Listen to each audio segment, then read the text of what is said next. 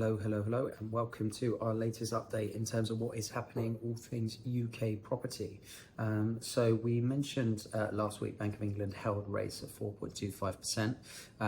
Not a complete surprise. We are hoping that rates will drop off.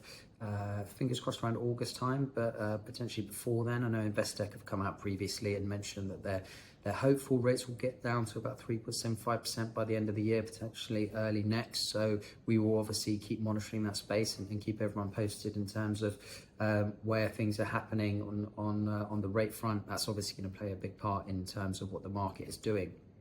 But interestingly, June has seen a rare dip in terms of seller asking prices. So we usually see June being a very busy month, but we've seen prices sort of drop by 0.3%. So in real terms, that's just over £1,200 in terms of drops, whereas usually it's a very busy month in terms of pricing. And maybe that's not unsurprising off the back of a very busy May for sales. The busiest actually May in years. So despite the asking price drop, May recorded the highest number of newly agreed sales since March 2022, running 6% ahead of the same time last year. So definitely some positive news there.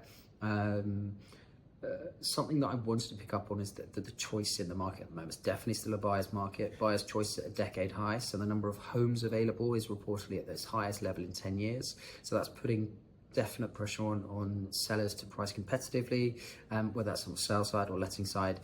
You've got to be competitive to stand out in that market because there is an awful lot of choice available for would-be buyers. Mortgage rate snapshot, as I said, because the rates have held where they are, they're hovering at around 2-year fixed rate. 75% loan to value was hovering around 4.89%. We are expecting some lenders to trim rates, while others probably maybe nudging theirs up. But again, rate drops will play a big part in that. Central London market, unsurprisingly, is definitely feeling the pinch off the back of that non-dom ruling. Rachel Reeves came out. Obviously, there may be a change in that. That may change what those numbers are doing. But it will be interesting to see what's happening there.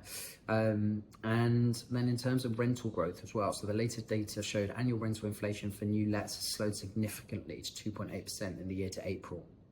Now, with rents in some parts of London even seeing slight falls. So again, I go back to that pricing competitively. You've got to make sure you're in line with the market.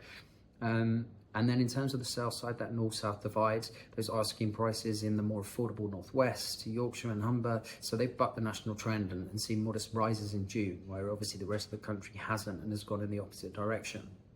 So yeah, it's interesting times in the market. Again, that there's a lot of activity. May being extremely busy. Pricing competitively is super important, but not a bad time to be a buyer. There are a huge amount of opportunities out there, but it's about sort of cutting through and working out where the opportunity lies and where the best value is. So yeah, reach out to us, speak to an expert, and we can sort of talk you through that process. And happy to sort of simplify it for you and make it as easy as possible.